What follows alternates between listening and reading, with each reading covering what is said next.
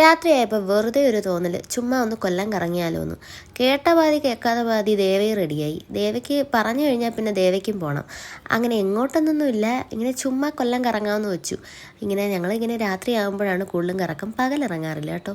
മൂങ്ങളുടെ സ്വഭാവമാണ്. അങ്ങനെ എങ്ങോട്ടൊന്നും ഇല്ലാതെ പോയപ്പോൾ വണ്ടി കൊല്ലം ബീച്ചിലോട്ടാണ് അങ്ങോട്ട് വിട്ടുന്നത്. ഞാൻ പറഞ്ഞു എന്നും പോണ സ്ഥലമല്ലേ, എന്തിനാ എവിടെ പോയി കുത്തിയിരിക്കുന്നത്.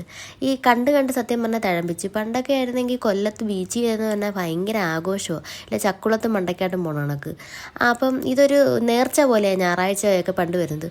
കൊല്ലം ബീച്ച് നോക്കിയപ്പോൾ എൻ്റെ ദൈവമേ, ഇത്രയും ആളുകൾ. എനിക്ക് തോന്നുന്നു ഓൾമോസ്റ്റ് കൊല്ലക്കാരല്ല, കൊല്ലത്ത് ദൂരെ ചാത്തന്നൂർ, പാരിപ്പള്ളി, അങ്ങനെ എനിക്ക് തോന്നുന്നു കരുനാഗപ്പള്ളി, അങ്ങനെയുള്ള സ്ഥലങ്ങളിൽ നിന്നുള്ള ആളുകളാണ് കൂടുതലും ഇവിടെ ഉള്ളത്. നമ്മൾ നിയറായിട്ട് കിടക്കുന്ന ആളുകൾ ആരും കാണാൻ സാധ്യത കുറവാണ്. എന്നാൽ ഓൾമോസ്റ്റ് എല്ലാവരും നല്ല തിരക്കുണ്ട്. എനിക്ക് തോന്നുന്നു 9:30 എങ്ങാണ്ട് ആയിട്ടുണ്ട് ഞങ്ങൾ ഈ ഇറങ്ങിയ ടൈം തന്നെ.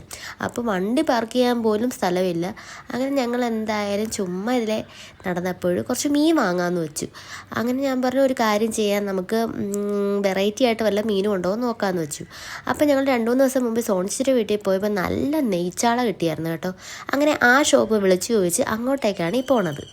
അങ്ങനെ ചോദിച്ചും പറഞ്ഞ് നമ്മുടെ ഹാർബറൊക്കെ കഴിഞ്ഞ് പോകുന്നു കേട്ടോ. അങ്ങനെ എന്തായാലും അങ്ങ് എൻഡിലാണ് ഈ ഷോപ്പുള്ളത്. ഞാനും അന്ന് അവരുടെ കൂടെ വന്നായിരുന്നു കേട്ടോ. എന്തായാലും നല്ല നെയ്ച്ചാള കിട്ടുമോ അറിയാനാണ്. ഞങ്ങൾ സ്ഥിരം വാങ്ങുന്ന ഒത്തിരി ഷോപ്പുകളുണ്ട്, പക്ഷെ അവിടെയൊന്നും കാണുന്നില്ല. അങ്ങനെ എന്തായാലും സോണി ചേച്ചി പറഞ്ഞ സ്ഥലം തന്നെ തപ്പി പോവുകയാണ്. അങ്ങ് ഹാർബറും കഴിഞ്ഞ് അങ്ങ് എൻഡിലാട്ടോ.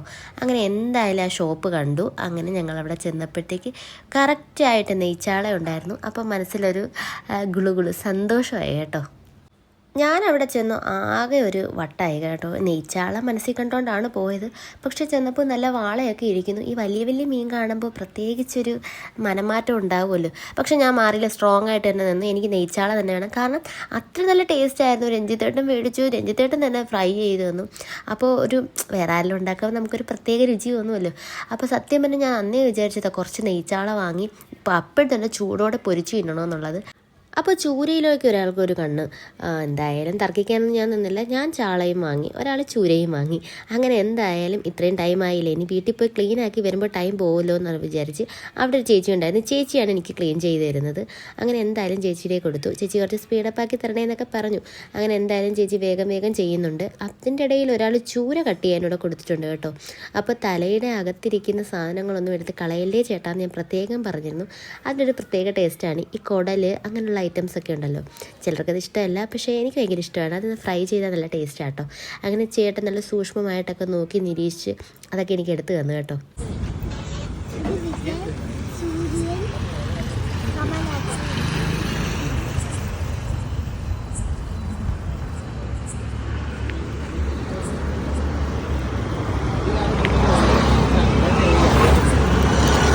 ചാള കിട്ടിയ പാടെ ഇന്നത്തെ കറക്കം എല്ലാം നിർത്തി ഞങ്ങൾ എന്തായാലും തിരിച്ച് വീട്ടിലേക്ക് എത്തി.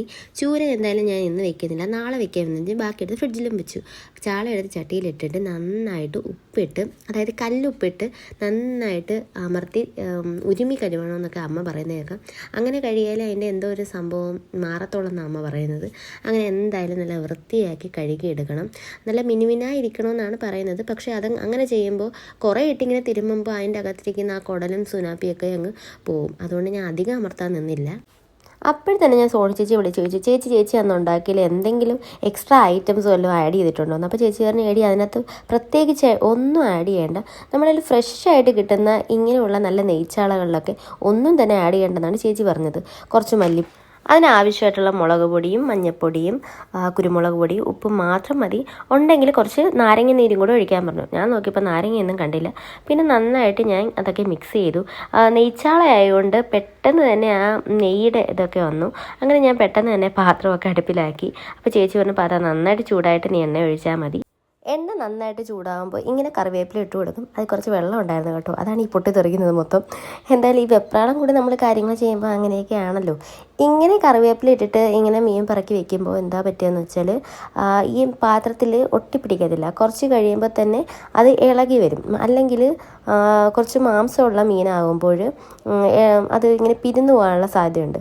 ഈ കറിവേപ്പില ഇടുമ്പോൾ പ്രത്യേക ഒരു രുചിയും വരും, ഇങ്ങനെ പിരിന്നും പോവില്ല. അതാണ് ഇതിൻ്റെ ഗുണം. പ്രത്യേക തരം ഒരു മണമൊക്കെ വന്നു തുടങ്ങി കേട്ടോ. ഇതൊക്കെ കാണുമ്പോൾ എൻ്റെ കൈവിട്ട് പോവുകയാണ്. അങ്ങനെ എന്തായാലും ചാളയൊക്കെ സെറ്റായി വരുന്നുണ്ട്. ഒരു വശം തിരിച്ചിടാം. അപ്പോൾ നമ്മുടെ നെയ്ച്ചാള റെഡി ആയിട്ടുണ്ട്. ഇനി നന്നായിട്ടിരുന്ന് കഴിക്കണം കേട്ടോ. ഇത് മാത്രമാണ് ഇന്നെൻ്റെ ഫുഡ്. അപ്പോൾ എല്ലാവർക്കും ഇഷ്ടപ്പെട്ടു എന്ന് വിചാരിക്കുന്നു. ഇഷ്ടപ്പെട്ടെങ്കിൽ പോയി വാങ്ങുക, ലൈക്ക് ചെയ്യുക, ഷെയർ ചെയ്യുക, സബ്സ്ക്രൈബ് ചെയ്യുക. ബൈ.